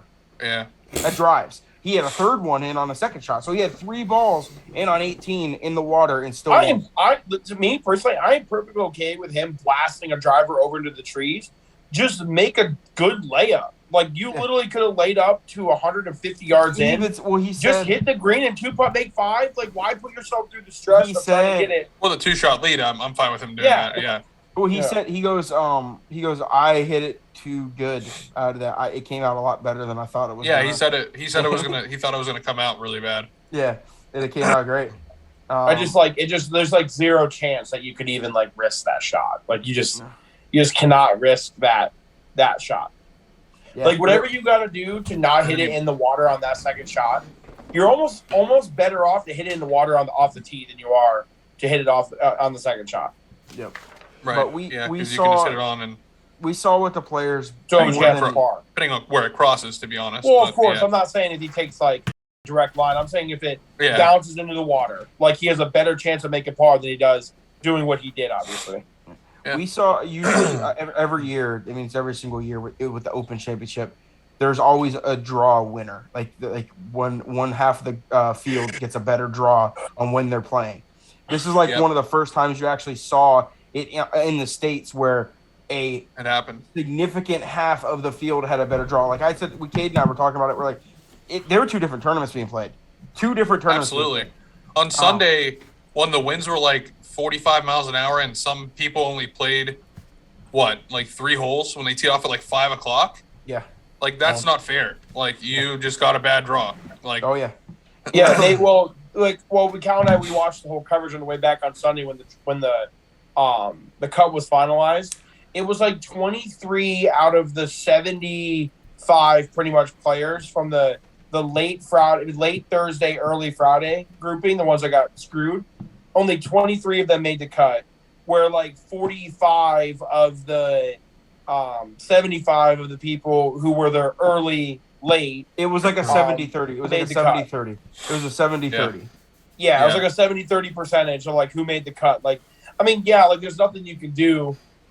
Obviously, no, we just missed out the way it works. We missed out on a lot of big names that could have been playing in it because of the draw. I mean, on Sunday, just a real quick stat. I think through the first 15 players on number 17, it played 14 over par through 15 players, and 7 balls found the water. Yeah, dude. Yeah. It was nuts, dude. Oh, it was so funny. It was impossible to play. I mean, players hitting 7-iron on a hole that's 136. They asked Kevin Kisner in the press conference to go, what do you think a 10 handicap golfer would have done on that hole? And he goes, I don't think they would have finished. That's probably fair. He's like, I don't think they would have finished. He's like, it's a hard enough shot already. He's like, let alone with those winds. It's like, they would have ran out of balls. We wouldn't have finished. Would have pulled a Thad and just said, I'm going back to the van. Yeah, pretty much. Yeah, it was... going back to the van! See the house, boys. We out of here. It was wild. Those guys, like, Rory hit like a 5-iron into the thing. Yeah, and barely got over it. And barely got over the green. Like, he even one-handed it, and it skipped across. The guy got there, like... Yeah, JT took a full 6-iron to the middle of the green. Yeah. JT played that hole tremendously. He played that both times he played that hole. That round that bogey free 69 that he shot, or 68, that day was incredible. It was one of the best rounds played ever in the sport. Like, it was nuts. Crazy for some. How he was playing. Hey, Kyrie dropped 60. Yeah. He had 41 and a half. You weren't here. He could have had 80. He could have had 80. He didn't play the whole fourth quarter. He was on pace for 82. Yeah, he didn't play the whole fourth quarter because they're up 40. It fucks me off that people don't go for the record. Yeah. Are we talking 100 or Kobe? Kobe's. Okay. The 100 points is fictional. It's not real. Yeah, it's not real. You're playing with garbage cans. Not in my book. No, there's actually legitimate conspiracies that the game never happened. You said the key word. Conspiracies. There's conspiracies that Michael Jordan got his father killed too. But there was there's a lot of good points to that where there was only one sports writer in the entire place. Either way, all right. Photographs, and it was him holding the sign. All right. Do we want to go on to March Madness because it's time? Yes. All right. So, how we're going to do this, boys, is we each got a region. We divvied that one up earlier, and we're going to just go through it. And, I'm going to fill out the bracket as we each go. I already have I have the West. I already have that filled out. So, as we go, I'm just going to fill out our whole bracket and then go and fill it out on a screen, on an actual computer. And, yeah, we're gonna see how we do as a pod. I'm excited for it. So... All right. We should do a tournament. We should do the tournament challenge. Like, do our group for the tournament challenge to see who wins. I'm cool with that. I'm also interested to see who gets more points out of the each region for us. Yeah. All right. Yeah. So, for me, between Gonzaga, Georgia State, it's Gonzaga. Then I have Boise State, Memphis. Boise moving on there over Memphis. Between Connecticut and New Mexico State, I have New Mexico State. 12 always beats a 5. Why not that one? Arkansas, Vermont, I have Arkansas moving on. Alabama, and then it's one of the play-in games. I have Alabama winning. Then between Texas Tech and Montana State, the 14 scare me even though they have like a 0.1% win percentage against the 3 seed. I still like Texas Tech. Then I have Michigan State beating Davidson and Duke beating CS Fullerton. So God, I pray. I pray every day of the week. Telling you right now. I mean, look, it's Cade. We've seen it happen before. Who was it? If it happens, dude. If it happens, no. But who? Duke lost to a 15 seed before. Twice. 2 out of 3 years. Awesome. 2 out of 3 years we did. So then, for the second round, I have Gonzaga playing Boise. I have Gonzaga winning again. That one's easy. Then between New Mexico State and Arkansas, I have Arkansas advancing. Then for Alabama and Texas Tech, I have Texas Tech advancing. And then for Michigan State and Duke, I have Michigan State advancing because I just feel like I know historically Duke beats Michigan State and has Izzo's number. They're like Michigan State's like 1-8 against Duke over the last 10 years. But why not have Tom Izzo send Coach K on his way out? Majority of that is because of the first game of the year. Yes. Because they always play the first game of the year every other year. Correct. So I think right now, I mean, why not Tom Izzo send him on his way out? That's what I'm. Tom Izzo knocked out R.J. Barrett and that Duke squad to go to the Final Four. So we ride high. So Michigan State. Then I have Gonzaga and Arkansas. Again, Gonzaga's advancing. And then I have Texas Tech and Michigan State. I have Texas Tech getting to the Elite Eight, and then Gonzaga advancing to the Final Four out of the West. As much shit as I talk on Gonzaga because they play like San Francisco University, like they still have proven they're a good team. Hey, mark my words, they lose to Arkansas. I could see it happening. Arkansas is nasty. I know they are. So good. Where's a pen? I'll mark them. Yeah, they are so nasty. I know they are. When that playing game on your side with the playing game with playing against Alabama, if Notre Dame wins, Notre Dame beats Alabama. We'll see. Yeah. I like Alabama honestly. If they win their playing game, I like Alabama. I mean, I like Notre Dame against Alabama. That's hey, that's the luxury. That's the nice thing about March Madness. All right. So you're gonna go to the South? I will go next because I'm like the 14-year-old girl that fills out a bracket. I really don't follow college basketball much. So you're the worst. I mean, I know some, but teams who are good, so for me, the first one is Arizona, TCU, picking Arizona. Houston, no. You're hopping straight into the second round. So first round is Arizona and then a play-in game. So we're taking Arizona. Oh shit! All right, somebody else go first. I fucked this all up. Jesus. I got you. My fault. All right, Cade in the East. Okay, so in the East. I'm on my bracket now. Whoops. Okay, so Baylor, Norfolk State. I got Baylor. Carolina versus Marquette. I'm not even going to say it out loud. I was going to say, I think we know that. Marquette. St. Mary's versus Wyoming, or I don't know if it's IU. I don't know who that It's is. Indiana. Indiana? Okay, They're I'm playing taking right St. now. Mary's. They're playing right now. I should have knew that was Indiana. I'm so sorry. I'm taking UCLA, Akron. I'm taking UCLA. Texas, Virginia Tech. I'm taking Virginia Tech. Purdue, Yale. I'm taking Purdue. Murray State and San Francisco. I'm taking Murray State. And Kentucky, St. Peter's. I am taking Kentucky. I don't like how we picked everyone the same. I don't like that at all. Okay. And then the next round, I am taking Carolina. Why even thought against Baylor? Not even thinking about it. And then I'm going to take UCLA against St. Mary's. Purdue, Virginia Tech. I am taking Purdue. And then Murray State versus Kentucky. I will take Kentucky. Damn it. And then for the Sweet 16, I will take UCLA. And then for against Carolina, Purdue versus Kentucky, I'm taking Purdue. And then to make my Final Four from the East bracket, I will take Purdue. God damn it. We have literally the same exact one. I definitely am going to mix up a couple in here. Not good. I legitimately did say back in December, UNC played Purdue, and they got 3 dudes over 7 feet, and they got a couple guards who were actually like legitimate NBA guards. I said that they're going to make the championship or the Final Four. But at the same time, no NCAA team ever who was top 10 in offense, but bottom 150, 150 or worse on defense, has ever made the Elite Eight, let alone the Final Four. So I'm choosing a team that's going to debunk that theory. Yeah, the only thing with Baylor, and I know why you're picking UNC over them, Baylor fits the criteria. There's only 6 teams where the criteria is like the last 10 NCAA champions they have an offensive efficiency rating in the top 29 in the nation, and then they have a defensive efficiency rating in the top 39. There's only 6 teams that meet that criteria, and Baylor's one of them. Yeah, I will say I'm obviously choosing North Carolina because of North Carolina. Carolina. I'm going to do it too. But I'm also choosing North Carolina because I think they're a hotter team. Baylor's limped all the way to the last 5 or 6 games this year, where UNC has been 11-13 in their last. 11-2 in their last 13. No, UNC So, has been cooking. They've been very hot. So like I would not be surprised if UNC makes a run. I would not be surprised if they lose to Baylor. Either way, if they make it out of the first weekend with Hubert Davis as his first year, I'll be ecstatic. So that's why I chose them. But I do have Purdue. I know it's going against the theory. The only person I think that can ruin this is I think it's Kentucky, because I think Kentucky's extremely good. Like Kentucky, this is probably one of the only years I can say that Kentucky can win it all in a while. Like I don't think I've said that since probably 2015. No, I said it the year that I would say 17.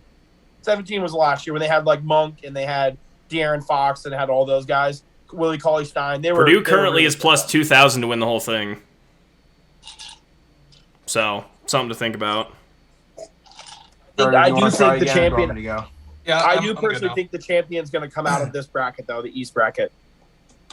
I do. I think. I mean, Kate. I mean, look. Hey, sprinkle something on it. UNC to win the whole thing's plus 20,000. You know how hard my rock would be. Like I actually put $1. Just put $1 on would that be $200? Yeah. No, 200. I actually, if UNC won a national title this year, I will get the. You heard it right here. I will get the logo tattooed on my right ass cheek, and I will get. Why would you get on your ass? Get it somewhere that someone can see. Just get it on your thigh. Like get it like right here on your thigh. Get like Rammy. Get like Rammy on your thigh, bro. Get Rammy on your thigh. Sure, I'll do that. I'll get the UNC logo, and I will get every year they've won a national title like in a circle around it. Well, that's not going to take much ink. Okay. All right, ready, Ty? Yeah, right. Are you good to go now? Yeah, I'm good. All right, so I've got first game. I'm taking Arizona versus a bunch of those letters there. Next game, I'm taking TCU. Houston versus UAB. I'm taking Houston. Or no, I'm taking Illinois. Or no, I'm taking Houston. You're taking Houston. Yeah, you're right. Taking Houston. Next game, I'm taking Illinois versus Chattanooga. Next game, I'm taking Michigan over Colorado State. I'll be betting that one too, for sure. Dude, CSU is going to beat their ass. I'm telling you right now. I'm not shitting you. Tennessee over Longwood. It's the highest percentage of upset rate. That's why CSU is going to win. Yeah. I'm taking Loyola Chicago over Ohio State. I'll also be betting that one. And then I'm taking Villanova over Delaware. All right, finally I can read off my post-it note here.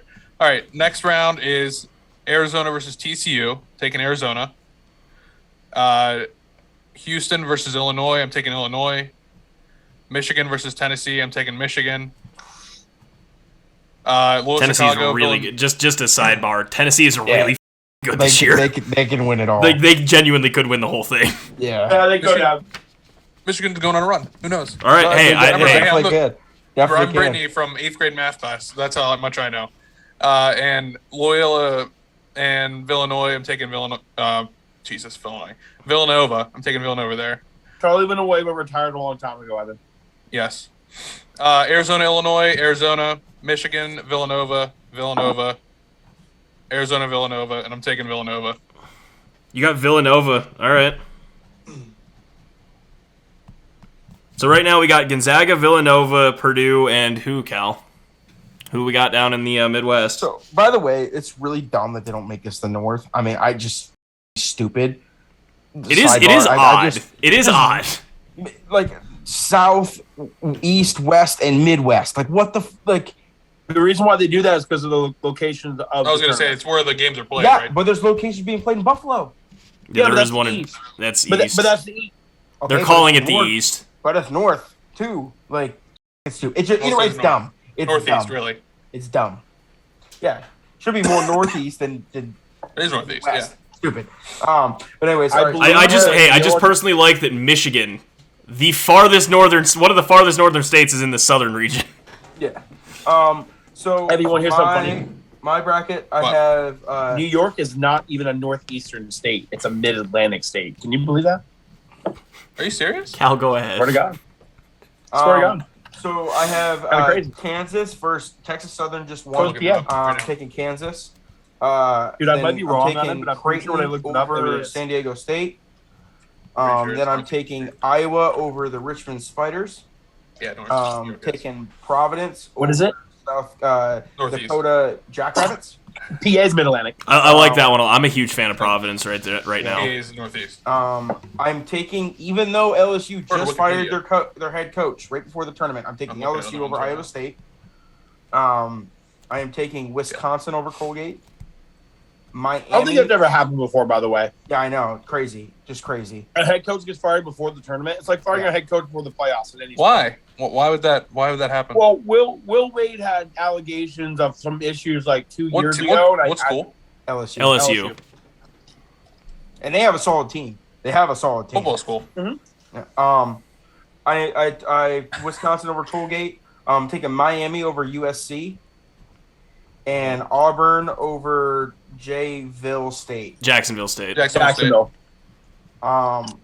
Okay, and then Kansas versus Creighton, taking Kansas. Iowa versus Providence, taking Iowa. Wisconsin versus LSU, taking Wisconsin. And then Auburn over Miami.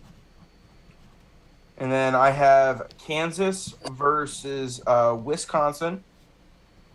And then I'm taking Kansas over Wisconsin to make it to the Final Four. Yeah, you got Wisconsin over Auburn? Yes. Pure coaching. They have two So we got- All-Americans this year. So we have 2 1 seeds, a 2 seed, and a 3 seed making the Final Four.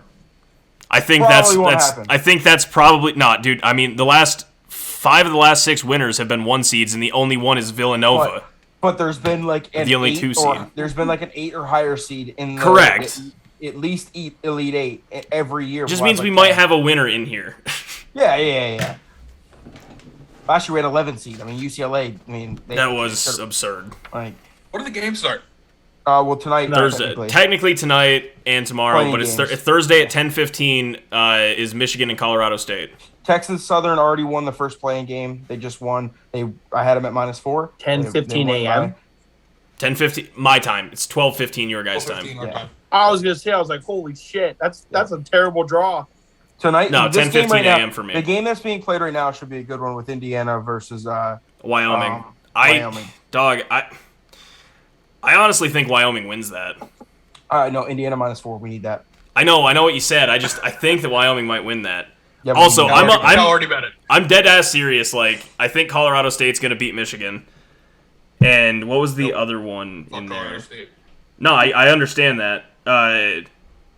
No, and for sure Tennessee is going on a run this year. Tennessee's not losing to Michigan. Tennessee's very good. Bet.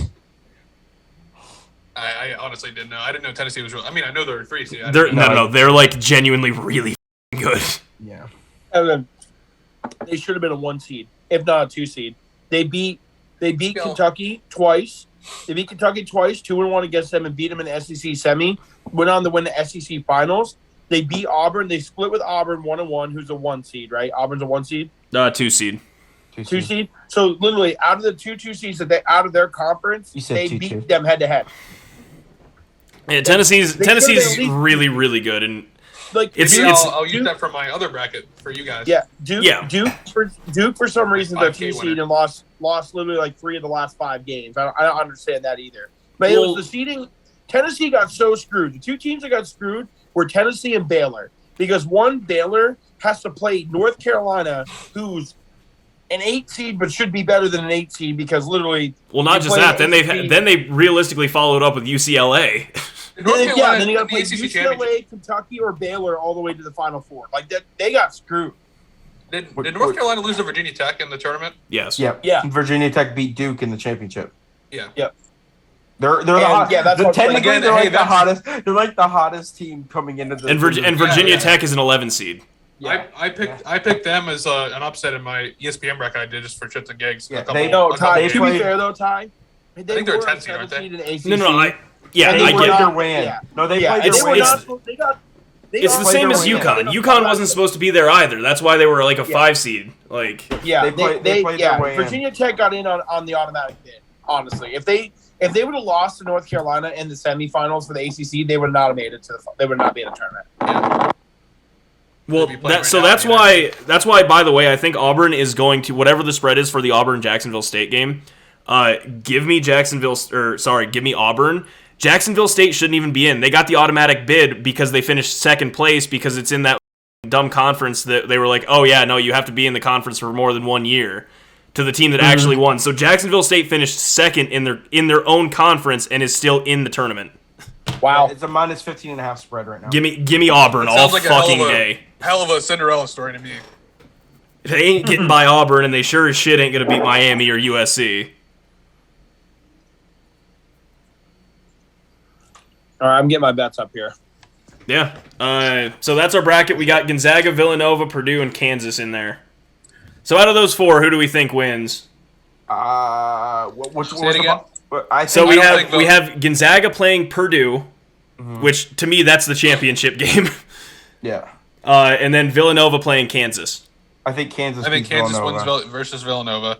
And I think it's a toss. I think it's genuinely a toss up on Purdue. They're both just tall white teams. I have Purdue on the person winning the championship, but I do think that Gonzaga should be. I mean, Gonzaga's still good. They're the Vegas favorite right now. They're minus 200, I think. Or no, they're like it's like plus 400. I refuse to believe that if this team will not win, when the team with freaking Jalen Suggs, Drew Timmy, and I don't even remember the other dude that played. That was a wing, number 23. I can't remember his name. He was taller. I know who you're talking about. Yeah. Yeah, like I truly don't believe that. I mean, Chet Holmgren's a dog, but I don't know. I have Purdue winning it all, so I'm choosing Purdue. So that's just me. I mean, I can see either one winning, but yeah, I think Kansas, and then whoever. I honestly think whoever wins this matchup between Gonzaga and Purdue wins the whole thing. Personally. Who's high on Kansas? Evan or Cal has Kansas in there. Okay. All right, I'm going off camp so I can make my bets. I really hate Bill Self, but no, you're good. So last week we went 5-3 as a pod. I went 1-1. I got the bets up. Right Yeah, I went 2-0, and then everyone else went 1-1. What are we counting ties? Because he technically finished top 30. Yep, I count it as a win. That's a win. He was tied 27th. That's a win. The only thing we would do is do the lower odds. Yeah, lower units. That's the only thing I would say. The units would be 0 because they didn't make us any units. They didn't pay out, but yeah. So you didn't lose. You just got 0. He won. The win-loss record he won, but like if you would have bet that straight, you wouldn't have won money. Correct. So that's why. Which is absurd. You won your unit back. It's very. It was very mad. That brings your very, total very mad. to. I mean, either way, I hit Onkolev plus 160, so. Yep, plus 165 actually. Even better. So okay, so Zalatoris gets zipped out, but it's still a win. I don't give a shit. That's still a win. It's a win. Yeah, you won the bet. You won the bet. You didn't lose it. You won. 100% a win. All right. Yeah, Cal, you went 1-1. By the way, guys, I mean, I understand it was voided out, but Zalatoris, out of our 4 golfers that we picked, is the only one that finished above the cut line. Yeah. My guy. the other players got the bad draw. Yeah, they got the bad draw. Cantlay, Spieth, and Colin all missed the cut. All got the bad draw. Yeah, just the way it was. Look at us. Okay, I'm gonna give you. I got one bet, I think. Yeah, I got both of mine. So if you guys want, I can just go. Go ahead. Just because of the odds, I'm taking it. New Mexico State to beat Connecticut is plus 220. Look, at 12 beats of 5 every year, I have to take one. So it's probably gonna pay out really good odds, huh? It's plus 220. I mean, I can ride with that money, like just straight up. Yeah. I mean, I'll make it work. Again, like it happens every year. I figure why not. Let me see. West. Dude, that Ohio State Loyola Chicago game is point half. No, it's insane, but I'm pretty high on Loyola. So New Mexico State and Connecticut is a 6.5 point spread, but New Mexico State to win straight up is plus 220. So yeah, I'll take that. Okay, hold on. Say your bet again, Ty. New Mexico State plus 220. Is it money line? Yes, that is money line. God, it's so hard. So real quick, since everyone's looking at their bets, I was at 7.99 after last week. Ty went up to 5.04. Nice week. Cade dropped 0.08. So 2.01, and then Cal dropped 0.12 down to negative 2.33. And the pod parlay hit. And the pod really hit. So yes. Hi, I'm ready for my bets if you are. Yeah, I just got to finish my second one. Oh, okay, sorry. All right, you good, Evan? You ready Yeah, for my ready. second one? Second one's Loyola money line. It's minus 110. Give me that all day. Ohio State just lost to Penn State. I don't want to hear shit about Ohio State right now. Penn State's bad. Penn State's really bad, and they beat Ohio State. So give But me they almost- give me Loyola they almost- Chicago. They almost upsetted the next game they played against. Who was it? It wasn't Purdue. Purdue. No, it was Was it Purdue. Purdue? Yeah. Yeah, it was Purdue. They almost upset them. Like they were playing good. Yeah, They no, almost played give their way me in. all day. Give me Loyola minus 110. So I have New Mexico State plus 220, Loyola minus 110. And if you parlay those two picks just themselves, it's a plus 510. Got mine too. Ty, you can write me down for Michigan minus 2.5, and Virginia Tech money line point plus 0.96, 0.9 and 0.96. What are the odds on that? On both those, Ev?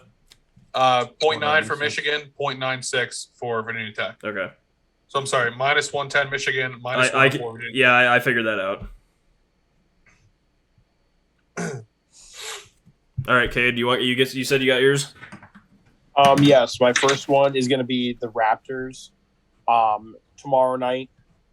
Minus 1.5 over the Clippers for minus 110. I just had my basketball. Imagine it being March Madness when there's like 64 games in the span of 24 hours and we're betting on NBA. Hey, I always do one a week. Couldn't be me. I do one a week. Hate it, love it, and no in between.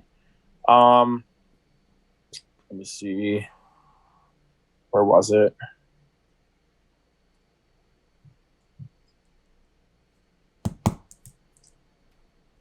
Oh, and I'm going to take Memphis minus 2.5, minus 110.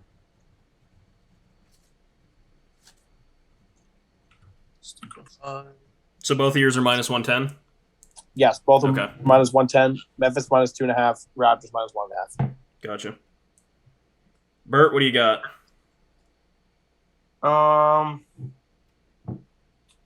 I'm taking Miami over USC money line plus 102. Plus 102. I'm really torn. I kind of want to take this Arkansas money line over UCLA plus 740. Really bad. Did you say Arkansas and UCLA? Yeah. Or What? AKR. What's AKR? That's Arkansas. Arkansas, but they're playing Vermont. No, it's not. I don't think it's AKR. It's AKR, not R. You're ARK. talking Akron. Akron. Yeah, UCLA is that's playing Akron. Akron. I really want to take them Zips. because that's like the upset that could just I don't know. But I'm not taking that. I'm taking the over 129.5 TCU versus Seton Hall minus 110. It's literally 70 to 60. 65 to 65. I would flip your units so quick, Cal, Cal, what was it? if you made that bet. My over 129.5 Yeah. TCU at Seton Hall or TCU versus Seton What? Hall. Yeah. What is it? minus Is it just 110. minus 110? Okay. Yeah. Dude, I honestly, like I was telling Kate, I could give two shits about my units because the way I do these bets, I don't bet them individually. I bet them parlay. That's what Yeah. I bet. No. And I mean, you need to and go I've 2-0. Yeah. And I've hit three. I've hit three of them where I've hit So 2-0. here's So, my like, thing that I that's- think breaks a lot of brackets is genuinely, I don't know what the line is, but I think it'll be closer than people expect. I think Yale could maybe surprise Purdue. I just told you that Purdue's either going to win it all or lose it all. Yeah, no, I get that. So like I genuinely think Yale, because I think a lot of people are high on Purdue right now. I Listen, honestly every- believe Yale could some every people year over we big look time. at these brackets and you just look at them and you're like, I just don't see how this happens. But then every year, an 11 seed makes a run or 13. Yeah, that 11 seed's going to be Like, Virginia Tech. Yeah, oh yeah. Like if anyone does, like Cade, it was so funny that literally the UNC couldn't stop the 3 ball. Dude, they were making so many shots every time they looked at it. Oh, dude, it was crazy. All right, yo, really quick for the pod parlay though. Personally, I like Loyola money line -110 against Ohio State. I love that one. I really do. I mean, the spread is literally a half a point right now. Like it doesn't even it doesn't matter. It's a pick'em game. So I think Loyola -110. I like the Raptors -1.5 just because they worked last time. I was gonna go. I like Virginia Tech for mine. I was gonna say I'm not betting on Michigan to win. So no, let's do Virginia Tech. I was gonna choose that anyways. Yeah. As the money line. Yeah, VA Tech against Texas. I bet money line. Oh my god, this pod parlay is gonna be like plus 2,000 plus. It's gonna be less than you think. Virginia Tech's -106 money line. What? They're favored against Texas? Yes. I got -104. No, they're not. Texas -115. So it's a pick'em. Yeah, it's a one spread. It's a 1 point spread. Virginia it's a 1 point. More of an underdog. It's a 1 point spread. Okay, Cal, which one do you like? Do you feel more confident in Miami beating whoever the Miami's playing, or USC? Yeah, I don't know. I'm torn whether if I like the over. Are the Raptors tomorrow? I'm gonna take Miami +102. Raptors tomorrow. To Miami +102, it helps better odds. It's gonna boost it a little bit, but this is still gonna be a very large one. Yeah, and then what was that? So you said so what was the other college one? Loyola Chicago against Ohio State. What region are they in? Loyola's in the South. So. They have it by region, and that's awesome. Yeah, that's what. Yeah. So then I need. Where's Miami, Cal? Shit. Miami's in the Midwest. Midwest, yes. I have Loyola Chicago plus 0.5. Was that what we're doing, or are we doing money line? Just money line straight. Just do it straight. It's the same odds. Exactly. And then what are we taking for? What are we taking for the Raptors? What is it? Raptors -1.5. Yeah, so I got the odds at plus 1344. I love that number. Perfect. Lucky number 13. All right, I got the Raptors, Loyola. Who else am I missing? No. Miami money line. Miami money line and Virginia Tech. Okay. Yep. What region is Miami in? Midwest. Thank you. Yeah, no. I got Loyola Chicago to beat Ohio State, Miami to beat USC, Virginia Tech to beat Texas, and Toronto Raptors to win by 1.5 tomorrow against the Clippers. Sits at plus 1344. Yep. Perfect. Let's go, boys. Let's run it up again. Yes, sir. It would be pretty neat to win it back-to-back weeks. Bet is placed. Yep, same. All right, cool. That's Pod Parlay. I mean, you're losing money if you don't listen to us. I mean, at this point, we're up a large amount of units on the Pod Parlay. I think that's a given. We just got 1,400 last week. Yeah. And the week before, I think it was like plus 700. Like, we're up a lot. Yep. So, with that being said, yeah, it's March Madness. Bet responsibly. Obviously, I'm not either. Absolutely not. Hey, everyone, make sure to do the link. Yeah, click the link. It's free. Link is free. Win 5. If you don't know what we're talking about, go check our Twitter at Just Us Guys Podcast. We have a $5,000 tournament going on right now. It's free to sign up. We're not asking you to do anything. Just go try and win some stuff and, see what happens. And also, just if you go participate, you have you could be one of 10 people to win a free pair of sunglasses from Shady Rays. So, hey, are we still doing the second place as a freaking grill? It's not a grill this year. That was last year. It's a trip for 2 up to the Cheyenne Frontier Days, which is like a big rodeo thing. In Wyoming. Wow, in Wyoming. Yeah, I can buy my cowboy hat and live out my Yellowstone fantasy. I'm not kidding. I'm doing it. All right, everyone. Well, that is the show. I'm going to go. Yeah. Later, guys. Much love.